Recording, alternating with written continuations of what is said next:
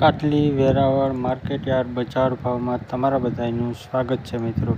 તારીખ 14/5/2024 વાર મંગળવારના રોજનું ભાવપત્રક। તો ભાવ જાણી લઈએ। અને જો તમને આ વિડીયો ગમે તો લાઈક કરવો, શેર કરવો અને ખાસ કરીને સબસ્ક્રાઈબ કરવાનું ભૂલતા નહીં, જેથી તમને સૌથી પહેલાં નોટિફિકેશન મળી શકે। એ માટે સબસ્ક્રાઈબ ખાસ કરી લેજો મિત્રો।